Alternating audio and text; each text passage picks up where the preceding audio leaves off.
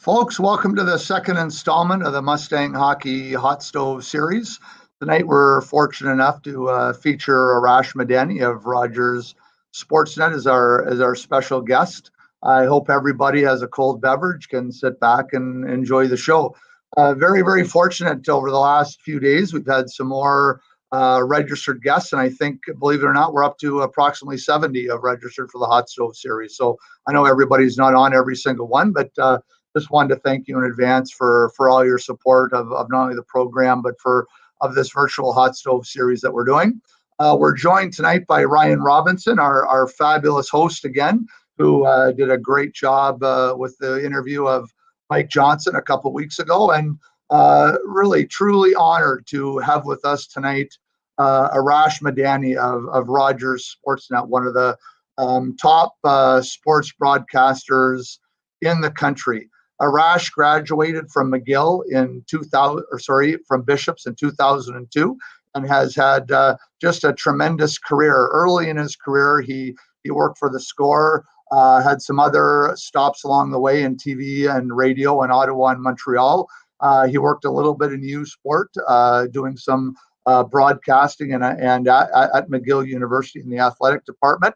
And I think he would agree that his big break came in 2009 when his career took off, when he was hired by Rogers Sportsnet. The list of accomplishments and interviews and events covered by Arash in the last 12 to 13 years is truly amazing. He's covered Winter and Summer Olympics. He's covered World Series finals, NBA finals, and including the Raptors' recent victory, which we'll get to, the U.S. Open, Masters, Stanley Cup finals. The list is endless. He's worked as a co-host of Primetime Sports with Bob McCowan. He's also worked with as a co-host on the very popular show Tim and Sid. And he's had some very, very iconic interviews with people like Usain Bolt and Derek Jeter and Roger Federer. So we're really pleased that Arash can join us and share some of that great information that he's collected and over the last number of years. So I want to thank Jeff Petrie of the Mustang Hockey Seventh Man Group for connecting us with Arash and helping us set up the interview tonight. And just a reminder, we'll have Ryan interview Arash for 35 or 40 minutes, and we'll leave 10 or 15 minutes at the end for your questions. And there's a chat function on the right, and when we get to that point in time, you can use that chat function to send your questions into Ryan, and we'll try to get through as many as we can before the clock strikes 10. So thanks again for joining us. I hope you enjoyed the show. Ryan and Arash, take it away. Thanks a lot, Clark, and we'll let Clark go and administer everything and make sure, in true hockey coach fashion, that he keeps everybody in line in the chat element too. So thank you very much to Clark for the introduction, and thanks for not kicking me out after the first one. Apparently, I didn't say any nasty things about the team, which I would never do, but happy to do that. And really excited to talk to you, Arash. First and foremost, as Clark said, thanks for doing this. Yeah, hey, great to be here. I went to school at Bishops, as Clark said, so I never thought another purple school would invite me, but I think the one thing we share in common is that we enjoy our pints. So let's have a fun evening together, right? I was going to say, I didn't get the memo that I was allowed to drink during but you know what? No rules in COVID anymore when you're by yourself in your house and nowhere to go? Yeah, I guess so. When you're doing when you're doing a show from your basement office, I guess you can just do whatever you want, right? Sure. I guess your buddies Tim and Sid have taught us that you can do anything from the basement, right? That's right. That's right. I would just to same to Clark's point. I jokingly thought to myself I was going to need one of those carnival style or like Wheel of Fortune spin wheels just to try to figure out where this should start, because I was like, okay, let's just have the wheel of Arash and we'll just spin it and see where it ends up. All right, let's. Are we going to go tennis? Or are we going to go Olympics? Or where are we going to start? But I know I got a message from a friend of mine after the last one, and he said to me, you spent a lot. I like the interview, but you didn't talk to him enough about the Olympics. So for the person who did text me, I won't throw them under the bus because that's just not the nice thing to do. But I got to start go Olympic style thing here, obviously, because they're a huge deal. You know, how many of these have you covered at this point, and does it still have the same feeling every time you go? Every time it does. It's actually amazing. The first one that I covered was London 2012. I was in Vancouver during 2010, all the hoopla on home soil, but I've done every one since. So Sochi, winter in 14, Rio, summer of 16, Pyeongchang 18. I was supposed to be in Tokyo last summer, but then the world came to an end. So we'll see what happens this summer. There is no event on earth like it. And what I appreciate so much about the Olympics is that as somebody who covers pro sports for a living, getting to tell the stories of amateur athletes is awesome, because for Olympians, like, you know, the whole expression, Ryan, it takes a village. It really does. You're not just telling the story about the Olympian. You're telling their story of the high school coach who helped them out, the community that rallied around and helped fundraise for them, the people who lent the family a hand when they needed it the most. There's so many unique stories and unique moments, and then that's it. The Olympics end, their competition is over, and then we kind of never hear from most of them ever again. But for those 2-3 weeks, it feels like, I think everybody in Canada really felt it in Vancouver. It just felt like the most important thing in the world. And then you have the big, obviously, element in Vancouver. Then you turn around Sochi, Canada wins, the gold medals in hockey and everything else again. Was there anything kind of extra special about that event specifically, or was it just the fact that was the last one before the NHL players no longer were there, or was there something special about that one? Well, I didn't cover 2010, but certainly, I think that everybody felt the temperature and the pressure and all that kind of stuff that came with it. In 14, it was interesting because they had to defend it, and it was best on best, and the whole league took that break again. But as there was so much talk about like the insurance and all the logistics, whatever, and then the tournament started. But as the tournament ramped up, the pressure and the and just everything that surrounded it just grew and grew. So the difference with the Olympics and, say, a Stanley Cup final run or a series is that people are still kind of, the players are living their lives. They're going back home. They're traveling. They're on the road. But at an Olympics, you're in the village. You are staying with other Olympians. Mike Babcock made the point. He said, I needed a night off to just relax and take my mind off of things. So we went to like figure skating or ice dance. He said, I was more nervous then than I was during any of our games.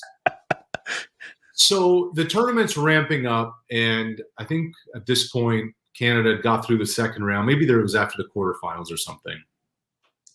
And the way it works is when you leave the rink for the players, they have to go through a mix zone before they get to the locker room. That's where you get the availability. But we were a non-rights holder. It was CBC's first year back with the Olympics. So if we wanted to get anybody to interview them, they had to come outside. So we get Carey Price one day. Anyway, one day Patrice Bergeron came out. And Bergeron just, we finished doing the scrum, and he just kind of hung around, and he started asking us questions about where we've been and what events we're watching, and did you hear about what happened here? Did you hear about what happened over there on the slope style and the Dufour Moniz sisters? But they get so wrapped up in Team Canada. They're not members of Team Canada's hockey. They're members of Team Canada. They came out together in the opening ceremony. They were all kind of one group. I remember walking back to the rink with them, and I just said, what'd you learn about somebody you didn't know? And he just said, Sid's the best hockey player I've ever seen in my life. He said, I thought I knew, going up against him in the NHL. He said, at this level, with the stakes being what they are, win or go home, like everything's a game 7. He said, that dude's incredible. And I thought about that when they won in 16, the Penguins. I thought about that again the following June when they won in Nashville in 17, and we're talking about Bergeron here, Hall of Famer, maybe the best face-off man of all time. but just the reverence that he had for Crosby and the passion he had for every member of Team Canada, no matter the sport, I thought that was awesome. How much difference is it year to year, city to city? Because obviously it's a different setup. We've heard in the last couple of years about a lot of the times the Olympics are, they're building physical locations just to house venues and stuff like that, and all those sort of elements. What's the difference, nation to nation each time that you go and cover one of these things? They're incredibly different. It's a great question because, for instance, Vancouver, I thought, did a magnificent job. London did an awesome job. What Vancouver did was they repurposed existing facilities, upgraded existing facilities, then took facilities that were nothing and turned them basically into disposable venues and changed them around and got them right back to where they were. Now, the legacy of the Vancouver Olympics, for instance, is the Media and Broadcast Center is right down by the waterfront. That's now a world-class convention center. So that's new. They have a brand new train line, subway line out to the airport that didn't exist. They twinned the highway to Whistler. So these are all, and they did a massive renovation to BC Place. But the other three things are massive upgrades for a city's infrastructure that will have a lasting effect way beyond sport. Then 4 years later, we're in Sochi, and Putin spent $53 billion to basically have everything brand new. They spent $3.8 billion on a train line out to the mountains that doesn't even exist anymore. So you just saw the contrast, one government that doesn't care and one government that does. And London was somewhere in between. London, their tennis facility, they use Wimbledon. For basketball, they use the O2 Arena. They repurposed what they had. They did some upgrades to what they had. There were Olympic lanes for transportation, but most people just took the tube to get around everywhere, and it was very civilized. So the biggest thing is look at what you have now with the Olympics. Before it was everything has to be brand new. You look ahead to LA 2028 summer. They have the Staples Center. They have a brand new football stadium. They have the Rose Bowl. They have the Coliseum. They have USC. They have UCLA. They have so many different venues that they can use. And while the Olympics are a massive expense, you can still find ways to spend a little more efficiently than you used to. You said obviously there's something special about, Canadians enjoy watching, I jokingly said with a friend of mine the one year that somehow in between when you start watching the luge or, skeletons, and you go from never having watched it whatsoever to you watch it for an hour and a half and then you think you're an expert because you're like, on the jump there, he didn't land. Right. It didn't work that way. There's obviously the hockey elements, but there's the figure skating elements. Yeah, Ryan. Yeah. With Tessa and Scott, Moira and Virtue. Yep. How many Canadians instantly became ice dance experts and judges? Well, it depends if you're from Ilderton, Ontario, or not. If you're from Ilderton, you have been an expert for years. But and then to that same point, you get Scott Moyer in the stands in the women's hockey game last time around, two beers in hand and full effect, right? Right. But that's what I mean by Team Canada. It's another guy who was like that. I remember seeing him everywhere in London was Kobe. Kobe Bryant would show up wearing his Team USA gear, and he wanted no preferential treatment, and he would stop for selfies with people. There's something about putting on your country's colors, and then you're at an Olympics. The opening ceremony is like, I don't know if they cast some spell on everybody that's in that stadium, but people buy into it, and it feels real for the 3 weeks that you're there. And they always say about championship teams, there's always that bond that's created, that lifelong bond. It almost feels like the same thing exists when you represent Team Canada, Team USA, whatever country you're from. Now, I know you could kind of, when we were talking before, I know you were talking with Clark a little bit, and whether it's comeback stories or the coach who helped the kid that's been around in the community and that sort of thing.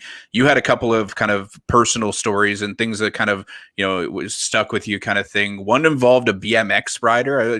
Usually the sports element is you would think he was talking the Bergeron story or something to do with a hockey game, a curling event, so on and so forth. A BMX rider at Rio? Yeah, so it was the night before the closing ceremony in Rio. And the one thing about the Olympics, they're long. Like, you're just burning the candle on both ends. And so it's the Saturday night. Sunday's going to be the closing. But it was also the Saturday night of the final HIP concert in Kingston. And so what the Canadian Olympic Committee did was, at Canada Olympic House, which is where all the athletes and their families can come gather, and their sponsors, they invited all the athletes, all the coaches left behind who wanted to come, staff, delegates, and media and broadcasters to come watch the HIP concert there. So by the end of an Olympics, everyone's feeling very nostalgic. You're very much in an Olympic bubble. And it's open bar with all the Molson Canadian you can drink when the Tragically Hip are playing. So it's a very Canadian moment, right? And it's the summer. That's Kingston to a T right there. There you go. There you go. All under one roof, except we're in Brazil.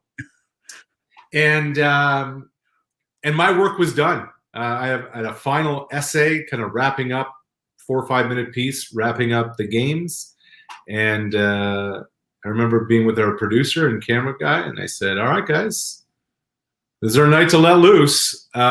So I'm standing at the bar. It's about halfway through the concert. And this guy comes up to me, and again, I cover professional sports, so like the Olympics are a real treat because you're meeting people. And 2016, we're coming, we're another Blue Jays postseason run we're in the middle of it. It's 10 months removed from the bat flip game. 2015 they should have won. 2016 they were still hanging on. They ended up getting back to the ALCS. And this guy comes up to me, and his face is mangled. Like, his face is torn apart, stitched up, scratched up. He's got a chipped tooth. He's in a sling.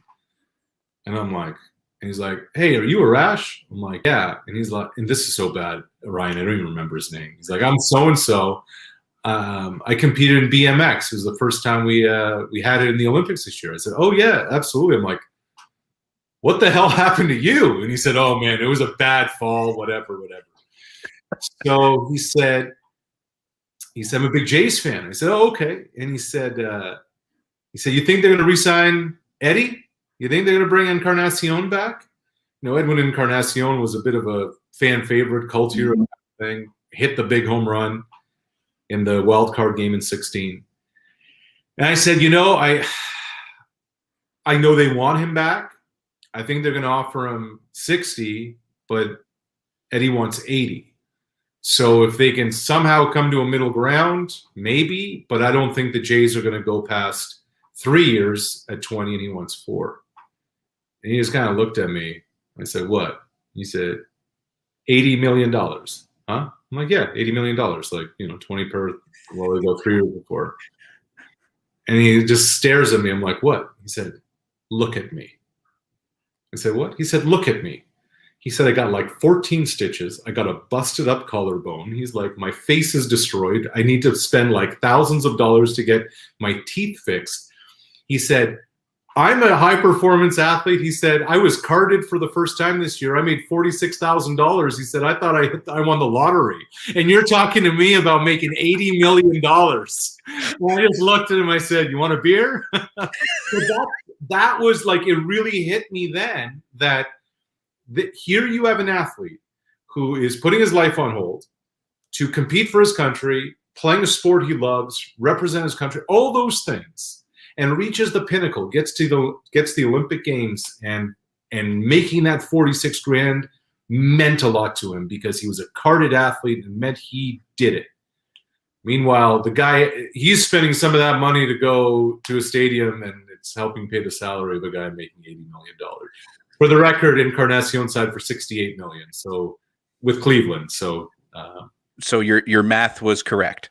Somewhere in the middle, but it wasn't in Toronto. I was going to say my favorite thing about when they signed up for went to school for journalism, it was as long as it said there was no math requirement. And isn't that the ongoing joke in journalism? I was told there would be no math. I don't know if it's a joke. I think it's dead serious. 100%. We just say it's a joke, right? I think that's why we all don't like analytics, because we're like, whoa.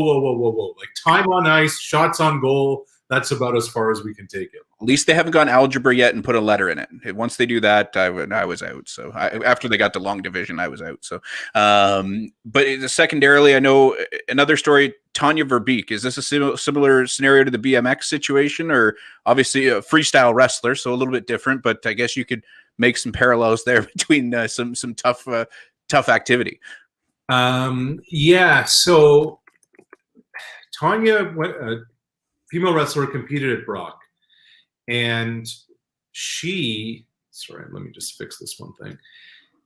Tanya was in her third Olympics in 2012 in London, her last one. By then she's in her mid-30s. And in 2004, she won a silver medal. She lost the gold medal match. She won a silver medal. In 2008, she lost in the semis, but won a bronze. And here she is in 2012 in the gold medal bout, and she comes up short. Well, the woman she lost to was a Japanese wrestler by the name of Saori Yoshida. Yoshida won gold in 2004, beat Tanya in the gold medal match. Yoshida beat her in the semis in 2008, went on to win gold. And in 2012, they were going for gold again, and Yoshida beats Verbeek again. Saori Yoshida also happened to be the 11-time reigning world champion. So we're watching this, and I'm like, oh, man, Tanya's going to be devastated. And she walks through that mix zone, again, leaving the venue for the locker room. She's got to stop. And she's got a smile ear to ear. Could not have been happier and more satisfied. And look, I don't know about the people watching, listening. I'm thinking to myself, what do I ask Tanya to make it relatable to the people watching at home? Because nobody knows anything about freestyle wrestling. And so my question to her was, I said, Tanya, in tennis, people wonder if not for Federer and Nadal, could there have been somebody else who would have emerged? If not for Tiger and Mickelson in golf, could somebody else have, won a couple of majors? Do you ever wonder if not for Saori Yoshida, maybe once in these last 12 years, either in Olympics or at World Championships, maybe once that medal could be gold instead of silver? And she looked at me like I was the craziest person on earth. And I'll never forget it, Ryan. Her answer was, well, then what would the challenge be? And I was like, whoa. She's like, what would the challenge be? She's like, I get into the gym every day. I wake up every day. My challenge is to be the best in the world and to beat her. If she wasn't around, then what's my challenge? And so we finished the interview, and then and she kind of usually when you're done with an athlete, they just walk away. And afterwards she said, did I say something? I said, Tanya, we're 2 years removed from LeBron going to Miami to join D Wade and Bosch. And what would the challenge be was not in his DNA. This is not in my wheelhouse. But she was so proud because for 12 years, she left it all on the line. And boom. What do we got going on back here? She left it all on the line, and she was proud of that silver medal and the bronze medal and the other silver medal too. I'd be remiss if we didn't talk a little hockey, because it is the Mustangs hockey podcast, and Clark would probably kick me if we didn't talk a little bit of hockey. But just simply the factor of we've had a bubble situation, an abbreviated season. You said obviously you've covered a bunch of time, a couple of big events in what we call the normal time. Right. How crazy is kind of trying to, I guess is a good word, but covering hockey right now, given the last year and change at this point? I mean, everything's weird and everything's different and everything's you just don't have the interaction with people that you used to. and that you're used to. Before you just be able to go into the locker room and talk to somebody, or wait outside and kind of walk down the hallway with them and have a little chat. Now that everything's on Zoom, everybody's getting the same information. PR's right there, Big Brother's watching. You just don't have the human element. And, for everybody watching, it's kind of like, if you're just working from home, there's no water cooler conversations anymore. We're missing the water cooler. During intermissions, the press box was basically a coffee shop. It was just the place where everybody gossiped. It's not just being able to watch from up top. It's that there's a bunch of scouts down there at the other end, and they're all meeting in the middle where all the drinks and the food are, and you end up chatting with someone, and they kind of, you're exchanging information, just talking shop and whatever. You hear murmurs, hear whispers, all of that's gone. So those are the real kind of challenges right now, because just talking about the game and talking about the basics is one thing, but it's the rest of it that everybody's kind of into. Stanley Cup finals, obviously you've been to a bunch, sort of thing. Are there ones that stick out, or are they is it much the same like the Olympic situation that everyone's a little bit different? There are a couple of moments I remember from the Cup finals I've covered. I'll never forget 2014 being in LA.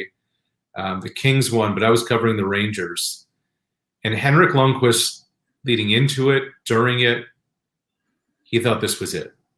He's like, man, this is our chance. He finally got there. And when they lost to the Kings, despair is going too far, but just crushed. Because, people were saying, and the thing that Lundqvist said was, next year, we don't pick up where we left off. You start at 0-0 all over again. He said, I know how hard it is to get there. So I remember that. Being on the ice in San Jose when the Penguins won their second one, and then they won in Nashville the next year. But the HBK line, Bonino and Kessel, just like those three were like the three amigos. They were kind of inseparable. And just kind of Sid ran the show, man. Sid kind of owned that team.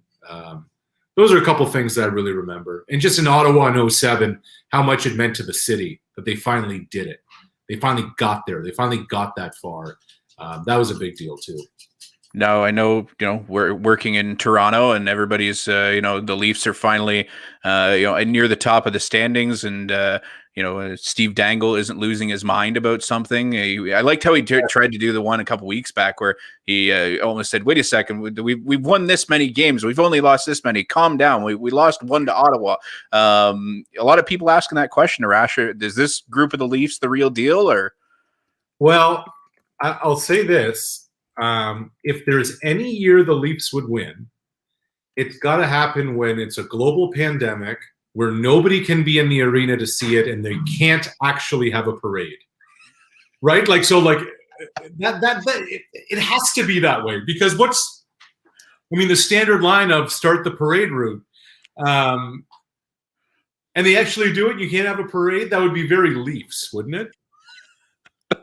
How would that work out in the fine city of Toronto with all the craziness that would entail there? If they thought the Raptors parade was going to be crazy, I can't imagine what that one's like. Yeah, that Raptor. I was there for that Raptor parade, and I'm hopelessly a Minnesota Vikings fan, and that was the hottest day.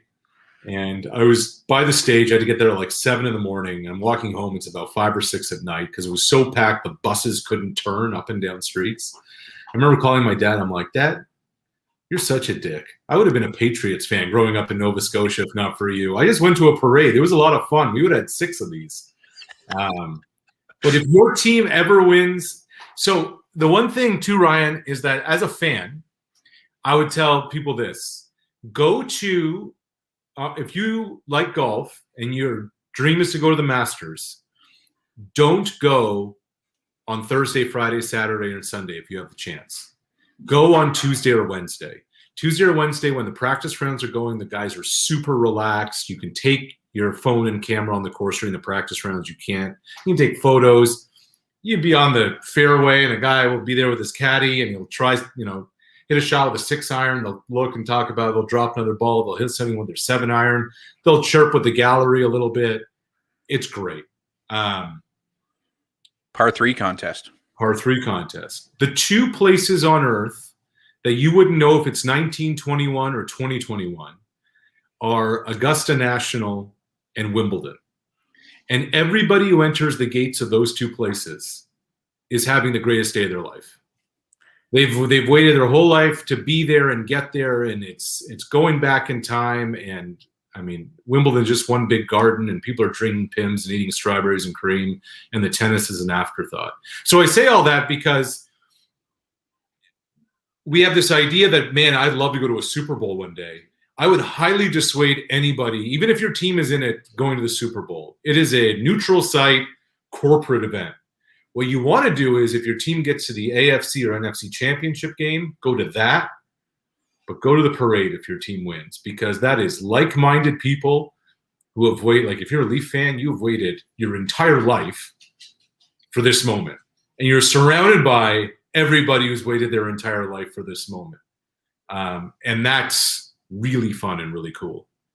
You mentioned the Super Bowl, and I reached out to a mutual friend of ours. Obviously, this is the first time we've interacted, but a friend of mine that I reached out to, as you know, you're supposed to when you are interviewing somebody you've never actually had a long relationship with. And I said, "Do you got any interesting Arash stories?" Oh. And I won't say who it is, so I don't want to get anybody in trouble. But they said to me, you might want to ask him about the time he got to choose whether he wanted to cover the Super Bowl or the Davis Cup. And there's like, and if you know Arash, you know full well which one he picked. Yeah. And here's the thing, like, I love football. Like, I'm the loser who on Tuesday, Wednesday, and Thursday during the week, I'll go back and watch the Tennessee-Jacksonville game from Sunday, because I wasn't watching on Sunday. I was watching, KC and Buffalo or whatever. But I always choose Davis Cup. I always choose, when I was like 5 or 6 years old, Canada played in the World Cup of Soccer. That actually happened. Men's team, not the women's team. The women's team has been good forever. But got to Mexico, played 3 games, didn't score a goal, and haven't been back to the World Cup since. But I remember my father sitting my sister and I down and said, we have to watch this. This is important. Represent your country is important. And they did the same Calgary 88. And so for me, athletes representing their country, Team Canada is really important. And so when Davis Cup is a world global competition, best players in the world are playing for their country. Not for money, not for anything else. So if they're going to do that, then I'll miss out the Super Bowl and I'll go cover Davis Cup because I really, really like it. And that tennis aspect is just kind of that lifelong passion, obviously. Well, I was a really shitty tennis player as a kid. I'm still a really shitty tennis player as an adult. Wasn't able to hit a backhand at the age of 8 and not able to hit a backhand at the age of 40. But play it, enjoy it, and it's been really fun for me the last 10 years just watching tennis just explode in this country. And being kind of one of the foremost voices, and definitely interaction with those guys, that entire Canadian contingency has just kind of continued to ramp up. Yeah, and I would say this, that I think for those of us old sports fans, old enough to remember, I mean, not that old, but when Weir won the Masters in 2003, yep, just how huge that was. And the putts he made on the Sunday. And then I think it was on the Tuesday, he dropped the puck at the ACC wearing his green jacket. And people who are in that building say they have never heard that place roar the way it did. Just what that meant. Well, what Bianca did a couple of Septembers ago is 1A to that. Who wasn't watching that final, right? Right. Like, I just get chills just thinking about it. Like, she didn't just win. She kicked Serena's ass. Like, she beat the best tennis player to ever live. and beat her handily. And she did something that I truly, Ryan, from the time I was a kid to if I was in a coma for 2 weeks and you told me that a Canadian won a Grand Slam, I'm like, you're out of your mind. I never thought in my lifetime that could be possible. And I know my daughter, I think, was 5 at the time, and I just kind of, as a dad of a daughter, I think when that kind of kept going on, even I kind of went, okay, come here, you got to watch this. See this. You know what? That may resonate with her the way my dad did as a 5-6-year-old watching the World Cup, saying, "Put on this Team Canada shirt. This is important. You got to watch this." You mentioned earlier Blue Jays, obviously extensive coverage for the Jays sort of thing. Before I ask you about this year, 15, 16, you talked about it earlier. The big element, obviously, in those years, the Bautista bat flip. Was that some of the craziest times in Toronto sports? Obviously, it was before we got to Raptors, but they all of a sudden, Toronto was allowed to be positive again. Yes, Toronto could actually win something. And it was incredible because, they made all the trades at the end of July and they started winning games in August, and they were winning games they had no business winning. Down 8-2 in the 6th, 7th inning, coming back and winning. Just home run after home run. And the crowds just out of nowhere, a building that was having 18 to 22,000, you couldn't get a seat for 2 years. And it was rocking in there. But the moment, as much as everybody remembers the bat flip, so end of July 2015, they trade for Tulowitzki early in the week. And that started it. And then he comes and he hits a home run and a double in his first game, whatever. And then they make a couple more trades. And then on the Friday, they traded for David Price. I remember that day like it was yesterday. Yeah. And I was covering that whole week. And Friday afternoon, Josh Donaldson walked out into the dugout. Like, we get there at 3:30 in the afternoon. So Josh Donaldson walked down the dugout, sat there and looked around, just basically like waiting for the media to congregate around him. And he said, "It's on. We are doing this. This is happening." And everybody kind of talked around it because that day, because Price hadn't shown up yet. And then there was this report that he was dry because he was with Detroit at the time. The Tigers had, reset. So Price is like, "Well, I'm just going to drive to Toronto then because I want to have my car." Well, apparently somewhere between Windsor and Toronto on the 401, bam, flat tire off to the side of the road. There's white smoke coming out of the Rogers Center because David Price is coming to town. Meanwhile, he's off to the side of the road, and people are like, "Is this actually going to happen or not?" So the game is about to start. The national anthems are done. The ceremonial first pitch is through. And where I sit is just to the left of the dugout. And I'm looking into the dugout, and it was almost like a domino. Everybody's head, one by one, just turned. And walking up the step, wearing a Blue Jays hoodie, holding a Tim Hortons cup of coffee, sipping it, wearing a Blue Jays hat, into the dugout walks David Price.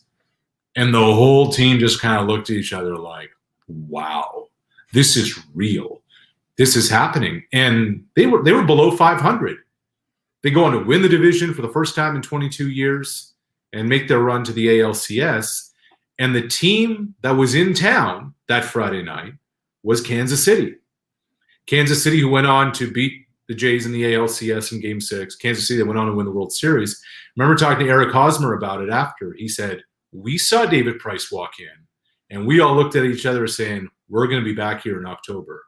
And they sure were. But that moment with David Price was like, this team went from under 500 and just being the doormat of baseball to, it's on. Let's do this. I remember I was at I was shooting something for my previous job. I looked down at my phone. The Sportsnet breaking news thing pops up as a notification, and it says, "The Blue Jays have traded for David Price." I turned my phone off and then turned it back on because I was like, okay, this has got to be something screwed up. We Right. Being the fan, right? It's like because I had something to do with it.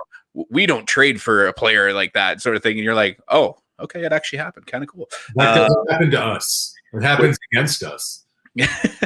I guess, for this summer, obviously George Springer, I'm sure there was that was the ongoing, the ongoing saga that nobody believed, but even when he's in spring training in a Blue Jays uniform right now, and I think some people are still going, is he actually going to be a Blue Jay? Right. I'm going to tell you something, Ryan. I learned something about George Springer, and I learned something about leadership this week. And if you're watching this and you work in business or you're still an athlete or whatever, so we're talking to Springer Tuesday, 2 days ago. And I just asked him, I said, hey man, like, you're coming in, like, what is your role in your mind for this team? So let's remember who we're talking to. We're talking about a World Series MVP, hit 5 home runs in the 2017 World Series, the most sought-after free agent in all of baseball this offseason. He was on the open market. Everybody wanted him. Established superstar who provides instant credibility for this team. Unquestionably, now the face of the franchise. So that's George Springer walking in with a $150 million contract, which, oh, by the way, makes that the richest contract in the history of a Canadian professional sports franchise, regardless of sport. So that's what we're talking about here. 2 days ago, and I said, so what is your, with what is your role in this whole equation? And Ryan, you know what this guy said? He said, I have to do a lot of listening. He said, I have to do a lot of watching. He said, it's my job to earn the respect of the guys in the locker room. He said, that's not just handed out. He said, I need to earn that respect. So think about this. Here you have a 31-year-old vet who's done everything in this game, accomplished everything that you can, World Series ring, World Series MVP, been to another World Series, arrives in a clubhouse, a locker room that's just filled with kids, a lot of youth, but he says, I have to work to earn my stripes.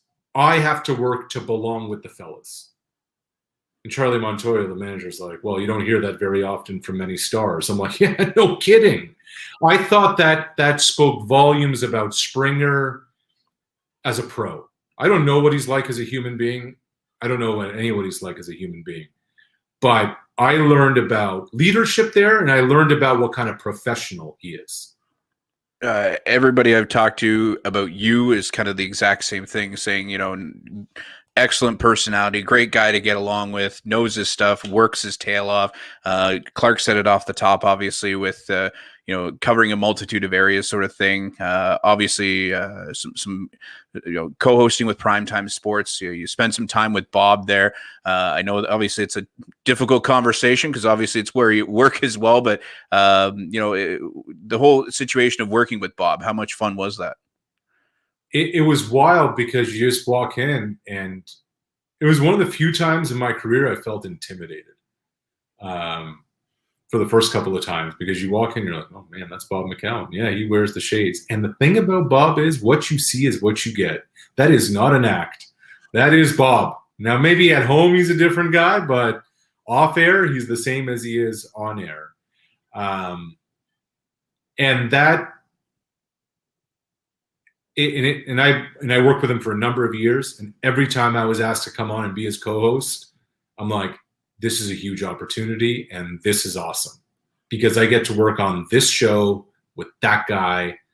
That mattered, and that show mattered for a long time, for a generation. So that is definitely something that I'm very grateful that I had the opportunity to do. Tim and Sid, obviously tomorrow, the last show for their show. I'm a big fan. I wouldn't be Sure. no bones about it, as is everybody in the country, sort of thing. How strange is it going to be to see that separation? But it's two guys that know each other. It's not like they're going to never interact again. But it's a big thing, isn't it? I'm more intrigued to see how Sid Seixeiro is going to deal with waking up at 3:30 in the morning every day, going over to breakfast television. Do they serve chicken fingers at 5 in the morning in the City TV cafeteria? You know what? They were so I had a chance to work at the Score. Before I worked at the Score, they were the faces of the Score. They helped put the Score on the map. Again, what you see is what you get. And it's amazing the run they've had on so many platforms, on a startup up and coming network. They were one of the first Canadian podcast must listens to when it came to sports. Before anybody was doing podcasts, it felt like they were doing a podcast. Then they came over to 590. Then they evolved that into the show. And they continue to get all the guests. When Masai talks, he talks to Tim and Sid. When Kyle Dubas talks, he talks to Tim and Sid. When today they had Mark Shapiro on. Donovan Bailey in studio. It doesn't matter what, and they can make it fun, they can make it serious, they can make it light, they can make it informative, and they've been colleagues and they've been friends. And I just think the run they've had in an industry that has so much change, they've continued to evolve with it, and good for them, man. What a run. Now I know you're passionate on university sports. You know, doing play-by-play of national championships. Little birdie told me that you may have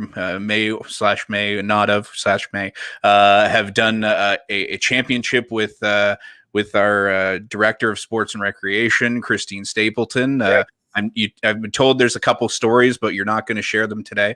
You know, I know Tim obviously is a big university sports guy, going back to the Score days. I'm sure obviously that's the element there. How much is the university kind of sporting community? I know you're super, super passionate about it. Yeah. Oh no. I find it one of the biggest privileges of my career, getting to call Final 8 national championships, getting to do bowl games. Maybe not the bowl game Western won like 81-3 over Acadia. I don't know how much of a privilege that one was, but that was just a bloodbath. It's so great. It's these kids, they get their moment. It's these kids who put it all on the line, and we always undersell ourselves as Canadians. That's the other thing that what I've so enjoyed about getting to cover Olympics and Davis Cups is that suddenly, it used to be when I was growing up, Ryan, it was all about personal bests. To hell with that. Like that's just a load of bullshit now. Like, we're out there to win. We are out there to perform. Like, you know, watching the Final 8, and I say to myself, there are so many players here who could easily be holding their own in the men's and women's NCAA basketball tournament. And we just don't put the spotlight on them. And I just find it amazing that today, outside of the United States, no country is more represented in the NBA than Canada. And Steve Nash got one scholarship offer. If Steve Nash hadn't got that scholarship offer, he would have stayed in Canada. And maybe he doesn't get his opportunity in the NBA, but we have such high quality student athletes, and they deserve to be showcased. And that was one thing when the Score had the championships. Christine and I did a Final 8. I got to do some bowl games when Sportsnet had the rights, getting to do it. Don't tell my bosses, but I would treat doing U Sports, those athletes, I put much more into it than I would the Blue Jays. Blue Jays, I'm there every day. It's whatever. This is their moment. This is their time, and they're never going to get it again. They all go off and you know, I remember doing a Laval McMaster game, and you had like a master's student going up against a PhD student. And I'm like, man, half the athletes I usually cover couldn't even spell PhD. So it's amazing just how the quality of people and the quality of athletes that we have in our country.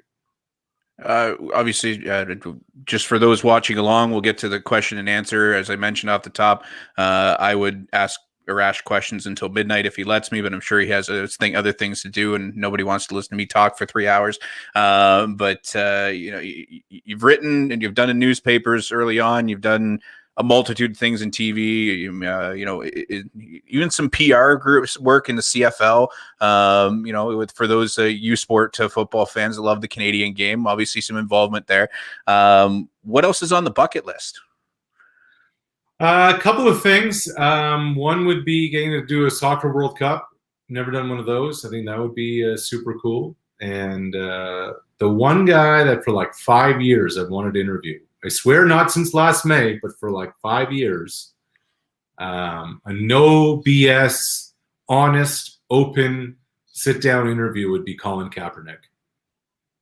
I think that would be like a 1 hour sit-down with him would be awesome if he was just willing to talk. I think that'd be. I think we could really get into some things. Lots of elements there to go over. I think that might be longer than an hour, right? Right.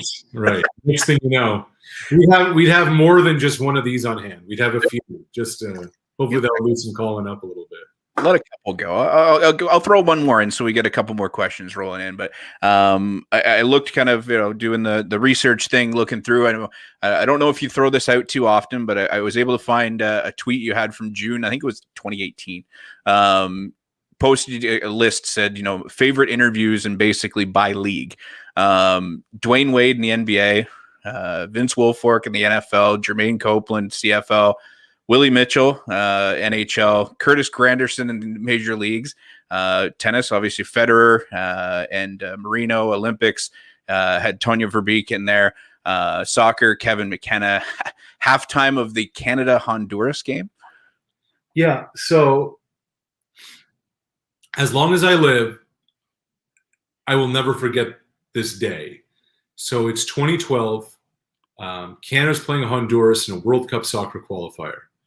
They fly us down on the team plane to San Pedro Sula, Honduras. At the time, probably still is, per capita, the murder capital of the world. So Canada, if they win or draw, will get to the Hex, which is the last round of World Cup qualifying, which they haven't been to since 1986. It is 39 degrees Celsius. The stadium's like 20 years old. It's barbed wire everywhere. It's the hottest day. Now, 5 days prior, Canada and Honduras drew 0-0 at BMO Field. Canada should have won 1-0, then they'd be through. We wouldn't have had to go through this fiasco. Before we left, one of my colleagues, Craig Forrest, who played on the national team forever, said, listen, he said, if Canada wins, just get the hell out of there however you can. I'm like, what are you talking about? He said, we were there and we had to wait in our locker room for like 3 or 4 hours. There were riot police outside. They were trying to kill us. When we finally snuck onto the bus, mobs started pushing our bus around and throwing rocks. And our bus driver drove, actually hit somebody and beeline for the airport. I'm like, oh. So we arrived at the stadium, get there a couple days before, whatever, get there. And it was the most intimidating place I have ever imagined. Riot police walking the track 2 hours before the game, 38,000 people in a 32,000 seat stadium just chanting Honduras, Honduras. During the warm-ups, like we're staying on the field, fans have bags of urine and they are throwing piss bags at the Canadian players. And it's hot and it's gross and there's guns everywhere and you're just like, where am I? So 8-1 Honduras final score. We got on the plane, we go home. But that day has a special shelf of its own. I will never forget that day as long as I live. The list, obviously, as it mentioned, it was from 2018. Is this something you update often? Has there been any additions to that group? We've got a couple questions afterwards. I'll get to those in a second. Has there been updates to that group?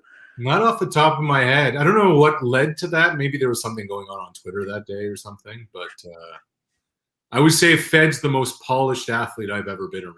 That guy is upper end. That guy knows what he's doing.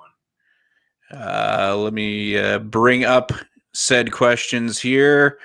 Dan Smith, Dan asking, what are your thoughts on Canada co-hosting FIFA Men's World Cup in 2026? Obviously, Canada hasn't had the success they wanted to since the year of my birth. Well, Dan's a great question. We will have our best team we've ever had. You know, Alphonso Davies is the best back on earth. There are a couple other players that aren't household names. They're about to be. I just wonder if they're going to have Davies as a striker on the national team, because I just don't know where the goals and the offense are going to be coming from. Canada's going to get an automatic bid as a host. I mean, there's not going to be a lot of stuff going on in Canada, enough. But everything that they've been doing now for 2 years is building this program around it. I don't know how good of a coach John Herdman is. I think Christine Sinclair and company made him look like a lot better of a coach than he is. Sorry, Clark and Christine and anyone in the coaching fraternity who hold on to their own. But what I hope is whatever their vision and plan is over the next 5 years, they don't derail, detour, and bring somebody else in for the sake of making change. Like, soccer is one of those things where you have to have a structure and a system and a plan around the personnel that you have, and you have to stick with it. Because if you start messing with that, it's just not going to work. So hopefully that's what they do. I would be remiss if I didn't say thank you to our good friends, Broken Tea Apparel, which is also in the involvement of one of our own Mustangs, Brendan Harrogate and company, taking care of giving some support to the show. So we appreciate that. So wanted to get some love in for Brendan and company there.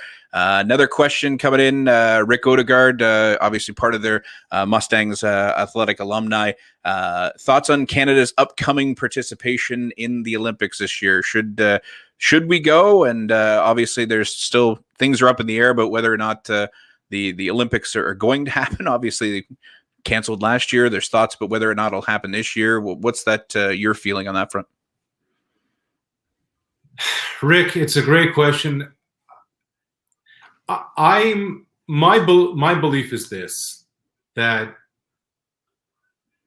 these athletes who have done everything that they've done need to get rewarded for everything that they've sacrificed and everything that they're doing. Look, what's happening over there is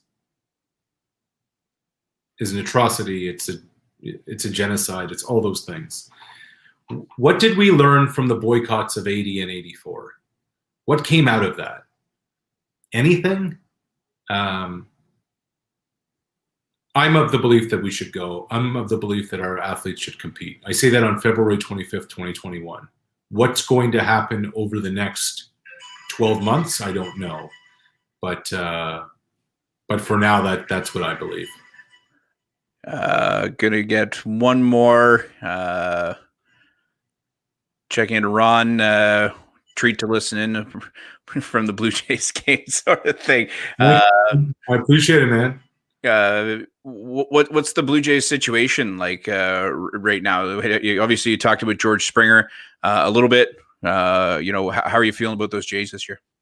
Well, it's disappointing because they're probably not going to be in Toronto at all again this year. They're going to start in Dunedin. They're going to play home games in Dunedin until at least June. And then I would suspect from there they're going to play home games in Buffalo, although that's still up in the air. Well, COVID's a day-to-day, week-to-week thing. How do you forecast end of March, let alone the end of June? So I think that's what's going to happen. When the Raptors said we're going to stay in Tampa for the second half of the season, the basketball season is going to take you into July. So I think it's going to be tough for the Jays to get back here, maybe in August and September, but who knows? So home is going to be a spring training facility in Dunedin, but that's how it is. I think the Blue Jays are 1 year away from being a real contender. They got a taste of the playoffs last year. I think that if they're in a position by mid-June that they're in a legitimate playoff position, that the front office will go add pitching, which is what they need. And away they go. The one thing that's interesting about the American League is, outside of the Yankees, who have their own question marks, there's no dominant team. The arms race is in the National League this year. The Dodgers are still the Dodgers. Atlanta's really good. The Padres just loaded up. The Cardinals are right there in the conversation. So there's an opportunity. But then the other thing, Ryan and Ron, becomes, if we're going to add, but we're not going to be at home, and we're not going to have any fans in the building. We're not going to have the revenue from the fans. We're not going to have revenue from playoff games. What's the appetite? So I don't know what that balance is. But if they are in, through the first 2 months, 2.5 months, if they're in that race or legitimate race, I think there's a good chance that the Jays may add. We got a couple more questions. Can I keep you for a few more minutes? I wanted to ask rather than just assume. Our assistant coach, Pat Ouellette, Pat bring in the baseball question, which you're kind of surprised. Going back to that, Russell Martin throwing the ball back, hits Choi's bat. What was that feeling in the? Obviously, it was confusion aplenty at first, but what was that event like? So that seventh inning was the craziest sporting experience I've been a part of in Canada. And Pat, anybody who says they saw the bat flip happen live is lying to you. They are flat out liars, because anybody in that stadium was watching either the ball go over the fence or they were mobbed. Because the tension in that building was absolutely crazy because of what happened in the top of the inning. Russell Martin throwing the ball back goes off Choi's bat. Odor scores from third. Dale Scott, the umpire, calls it dead, says go back to third. The umps huddle up. They say, no.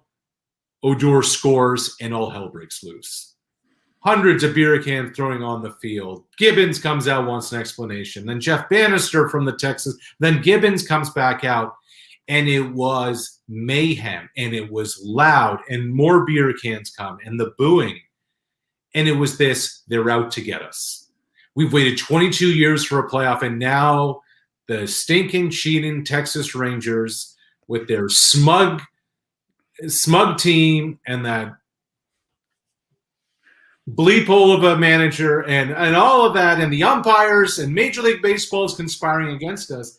I remember my phone buzzing and a buddy of mine texting me saying his wife is a cop, and he said, Julie just told me they're sending the riot police outside the dome because they're afraid. Like, that was legitimate. That there was a tension, and it's not like baseball is not like football or hockey where the referee can hit a button and you speak to everybody to tell them what's going on.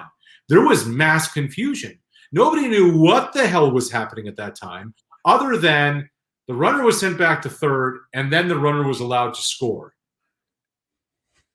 And then Bautista with that home run ended it all. Everybody went home happy. By the time you left the building, the riot police had gone home. They were outside and nobody knew they were there. Yeah. Yeah, that was definitely a night everybody will remember for the bat flip, but nobody saw the bat flip. But the bat flip mattered most because of just the built-up tension in the building.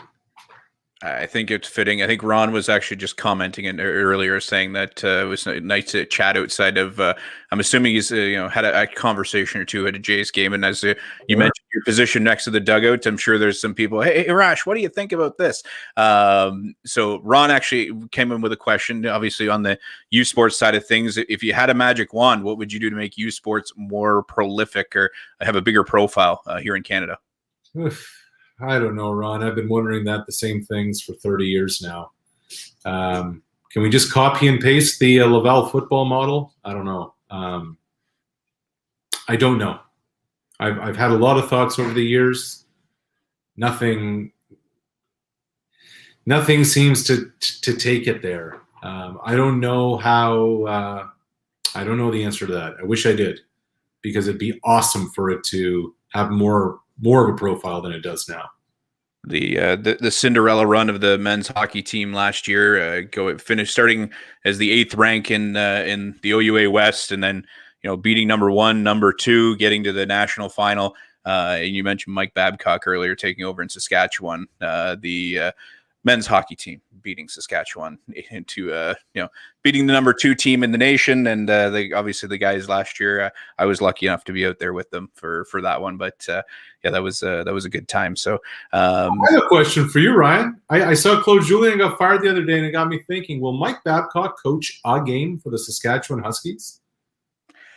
I've had Montreal. I'm just saying he's not making a dollar with the Huskies, and he can leave for an NHL job at any time. I just wonder if he's going to coach a game for the Huskies. Well, and the fact there's obviously a scenario where there's been a bunch. I was listening to somebody earlier today saying the amount of jobs change per year continues to move up, and especially a condensed season too. Do we see that? Do you think it'll be in that situation where he actually makes it to? We don't know when the university season will start next year. Yeah, I mean, it's hard to know. It depends how many years, like if he gets an NHL offer, that's one. 2, how many years they offer him. Don't forget the Leafs are paying him $6.5 million to go coach the Saskatchewan Huskies for nothing. So it's not a bad little life Mike's got going for him. This is part of the Mike Babcock image rehabilitation program that he's been on now for a few months. Clark's looking forward to beating them again at the national championship. Nice. And before I let Clark come back on, I got to ask.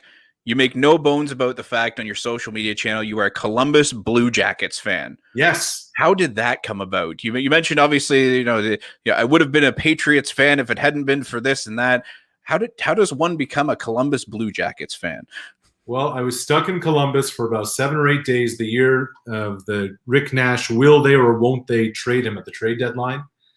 And I didn't have a favorite hockey team. And there was...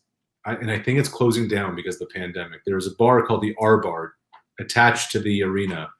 So I would go in there, and right after finishing, a game, and I'm literally there all week. I'm not covering the game. I'm just waiting to see if Rick Nash is going to get traded, and he's not. So then, go to the bar next door. And every time I'd be there in a suit, people in jacket stuff would just come over and buy you a beer and say, well, what are you doing here in a suit with a bag? Like thinking I was like a scout or something, like looking for gossip. And then when they found out that I worked at Sportsnet in Toronto, without fail, Ryan, every time the answer was, fuck Doug McLean.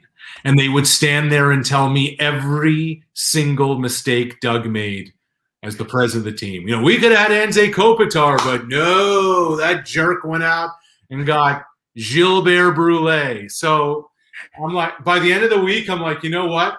I'm in. Blue Jackets. Nobody will ever accuse me of anything. So every bet I make with my friends who are Leaf fans, I always bet them, okay, when the Leafs lose, you have to buy me a piece of Blue Jackets gear. And if the Leafs, hell freezes over and the Leafs win a playoff round, I'll buy you like a Leaf thing. So I have like a full wardrobe of Blue Jackets stuff now. And when Columbus won Game 5 last May on Sunday night, that Monday, I went for like a 3-hour walk around downtown Toronto with a smile on my face and a Blue Jackets t-shirt, making friends everywhere I went. It was one of those things where I don't know why, but when I looked and I was like, a Blue Jackets fan, there's got to be a good story here. I came back to the office. I said, Doug, I met all your friends in Columbus. They really like you there. Oh man, you said that Sid's the boss in Pittsburgh. It'd be interesting to see how he and Berkey get along now. That's it. Clark, I will send it back over to you. Arash, this has been a lot of fun. I wish I got the note about cracking a beverage. Because maybe when things get the next time the Mustangs are in a national championship, come on down to a youth sports championship, and we'll treat you. I'd love to. Maybe we'll have more than one. Well, thanks again, folks. Ryan, another outstanding job, very professional. Did a great job here tonight. And I want to thank Broken Tees and Brendan Harrogate. Brendan plays for me here on the men's hockey team, and him and a friend of his have started up during COVID this Broken Tees golf apparel business, and they've been very successful selling online, and they've offered to send all our guests some Broken Tees apparel in the mail. So Arash will be sure to get that off to you over the next couple of weeks. And Arash, incredibly entertaining, informative, engaging. You're very passionate about everything you do, and I think it's very easy for everybody on the hot stove here tonight to see why you recently named one of the top broadcasters in Canada with the George Gross Award, and continue to be so successful. So I want to thank you very much for being on the hot stove tonight, helping out our program. I'm sure everybody loved it. One last message to all our hot stove guests. We have Steve Bowman, the head amateur scout of the Washington Capitals, coming on the hot stove Sunday night. So just in a couple of days, I know, short turnaround. And that will be at 8 p.m. We're not going as the usual 9 p.m. We're going 8 p.m. on Sunday night. We'll get the link out to you over the next 24 or 48 hours. Again, Ryan, Arash, thanks a million for being on with us. We'll see everybody again on Sunday. Cheers. Thanks, everybody. Thanks.